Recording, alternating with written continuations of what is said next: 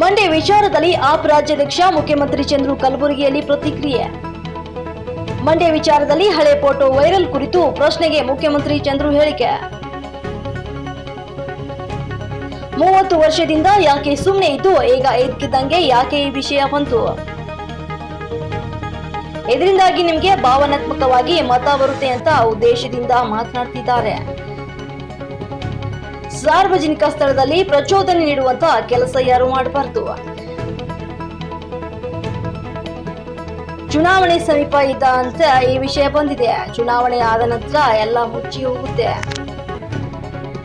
ದೇವರ ಹೆಸರಲ್ಲಿ ರಾಜಕಾರಣ ಮಾಡಬೇಡಿ. ನಿಮ್ಮ ಮನೆಯ ಮೇಲೆ ಧ್ವಜವನ್ನು ಹಾರಿಸಿಕೊಳ್ಳಿ, ಯಾರು ಬೇಡ ಅಂತ ಹೇಳಿದ್ದಾರೆ.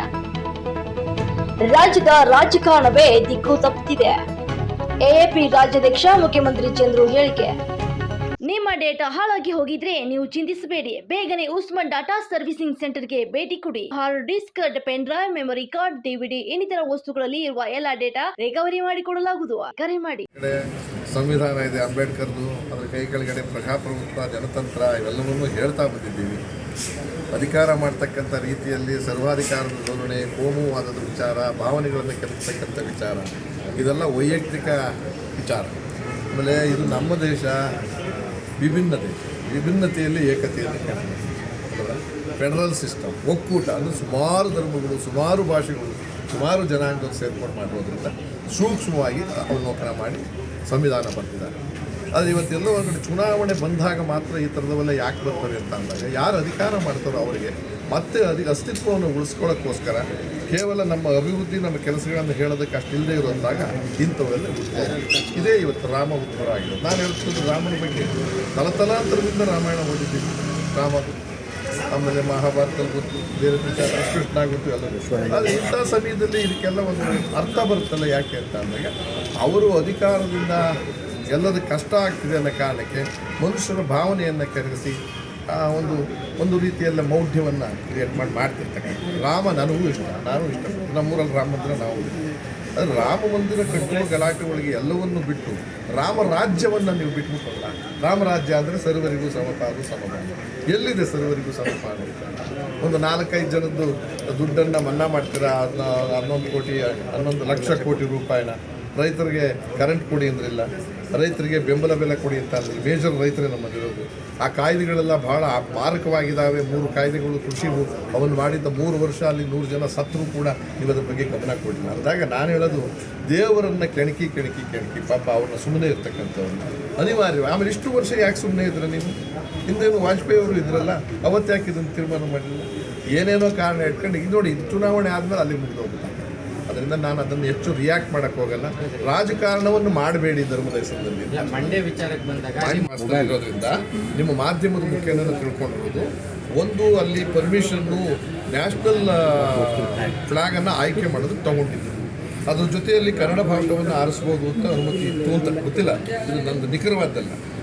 ಅದೇ ಆಗಿದ್ದರೆ ಈಗ ಇವ್ರು ಮಾಡಿರ್ತಕ್ಕಂಥದ್ದು ಕುಚೇಷ್ಟೆ ಮತ್ತು ಪ್ರಚಾರ ಮತ್ತು ಇದೊಂದು ಎಮೋಷನಲ್ ಇದು ಮಾಡ್ತಿದ್ದಾರೆ. ನಾನು ಭಾರತ ಧ್ವಜದ ಬಗ್ಗೆ ದ್ವೇಷ ಇಲ್ಲ, ಎಲ್ಲ ನಿಮ್ಮ ಕಡೆ ನಿಮ್ಮ ಮನೆಗಳಲ್ಲಿ ಆರಿಸ್ಕೊಳ್ಳಿ, ಯಾರು ಬೇಡ ಅಂದರು.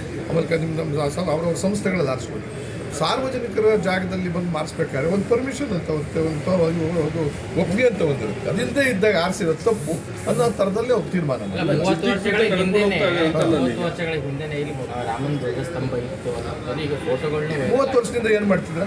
ಇವಾಗ ತೀಟ ಮಾಡ್ತಿದ್ರಲ್ಲ ಈಗ ನೀವು ಅವತ್ತೇ ಮಾಡ್ಬೋದಾಯ್ತು. ಅವತ್ತು ನಾವು ಸೇರ್ಕೊತಿದ್ದೆವು, ಕೈ ಜೋಡಿಸ್ತಿದ್ದು. ನಿಜವಾಗ್ಲೂ ಇದ್ದಿದ್ದೆ ಆದರೆ ಯಾಕ್ರಪ್ಪ ಕಿತ್ತಾಗ್ತಾ ಇದ್ದಾರೆ, ಇಷ್ಟು ದಿವಸ ಇತ್ತು ಅಂತ. 30 ವರ್ಷ ಕಾದು ಈಗ ಇದ್ದಕ್ಕಿದ್ದಾಗೆ ಚುನಾವಣೆ ಟೈಮ್ನಲ್ಲಿ ಯಾಕೆ ಅಂದರೆ ಎಲ್ಲೋ ಒಂದು ಕಡೆ ನಿಮಗೆ ಇದನ್ನು ತೆಗೆದುಕೊಂಡ್ರೆ ಭಾವನಾತ್ಮಕವಾಗಿ ನಮ್ಮ ಕಡೆಗೆ ಮತ ಬರುತ್ತೆ ಅನ್ನೋ ಭಾವನೆ. ಇದು ಮಾಡಬೇಕು ದಯಮಾಡಿ. ಭಾರತ ಧ್ವಜದ ಬಗ್ಗೆಯೂ ಗೌರವ ಇದೆ ನನಗೆ, ನ್ಯಾಷನಲ್ ಬಗ್ಗೆ ಅದು ಕಾನ್ಸ್ಟಿಟ್ಯೂಷನ್ನೇ ಆಕ್ಸೆಪ್ಟೆಡ್. ಕನ್ನಡದ್ದು ನಮ್ಮ ಭಾವನಾತ್ಮಕವಾದ ಸಂಬಂಧ. ಅಧಿಕೃತವಾಗಿ ಇವಾಗ ಕನ್ನಡ ಬಾವುಟವನ್ನೇ ಆರಿಸಿ ಅಂತ ನಾನು ಹೇಳೋದಿಲ್ಲ. ಈಗ ರಿಪಬ್ಲಿಕ್ ಡೇ ದಿವಸ ಆರಿಸ್ಬೇಕಾದ ಬಾವುಟ ಯಾವುದು? ನ್ಯಾಷನಲ್ ಇಂಡಿಪೆಂಡೆನ್ಸ್ ಡೇ ದಿವಸ ಆರಿಸ್ಬೇಕಾದ ಯಾವುದು?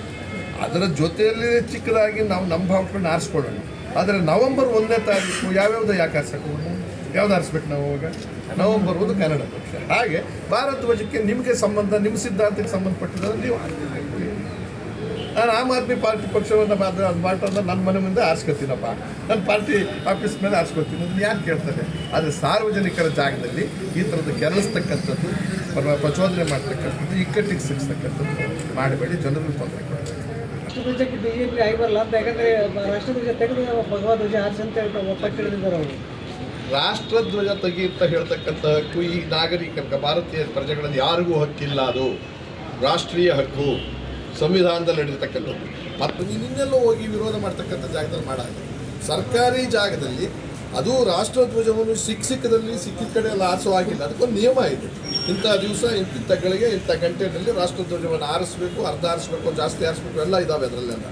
ಅದೇ ಥರ ನಮ್ಮ ನಾಡಧ್ವಜವನ್ನು ನಾವು ತಿಳ್ಕೊಂಡಿರೋದ್ರೆ ನಮಗೆ ಇಷ್ಟ ಬಂದರೆ ನಾವು ಆರಿಸ್ಕೊತಾ ಇದ್ದೀವಿ. ರಾಷ್ಟ್ರಧ್ವಜದ ಜಾಗದಲ್ಲಿ ಇನ್ಯಾವುದೇ ಧ್ವಜವನ್ನು ಆರಿಸ್ತಕ್ಕಂಥದ್ದು ಅಲ್ಲ. ಸೂಕ್ತ ಬಗ್ಗೆಯೂ ಗೌರವ ಇದೆ, ಆದರೆ ಯಾವ ಸಂದರ್ಭ ಎಲ್ಲಿ ಹೇಗೆ ಆಗ್ತೀರಾ ಅನ್ನೋದು ಭಾಳ ಮುಖ್ಯ. ಇದನ್ನು ಕಿತ್ತಾಕಿ ರಾಷ್ಟ್ರಧ್ವಜವನ್ನು ತೆಗೆದು ಅದನ್ನು ಹಾಕ್ತಕ್ಕಂಥದ್ದು ಯಾವುದೂ ಸೂಕ್ತ ಅಲ್ಲ. ಯಾವ ಬಾವುಟ ಆರಿಸಿದ್ರು ಸೂಕ್ತ. ನಾನು ಕನ್ನಡ ಬಾವುಟನ್ನು ಕೂಡ ಆರಿಸಬಾರ್ದು. ಈ ಕಾರ್ಯಕ್ರಮದ ಸಹ ಪ್ರಾಯೋಜಕರು ಕಲಬುರಗಿ ಫ್ಯಾಮಿಲಿ ರೆಸ್ಟೋರೆಂಟ್. ರುಚಿಯಾದ ಊಟ ಸೇವಿಸಲು ಒಮ್ಮೆ ಭೇಟಿ ನೀಡಿ. Humnabad main road, Mother Teresa ಆಸ್ಪತ್ರೆ ಎದುರುಗಡೆ, ಕಲಬುರಗಿ.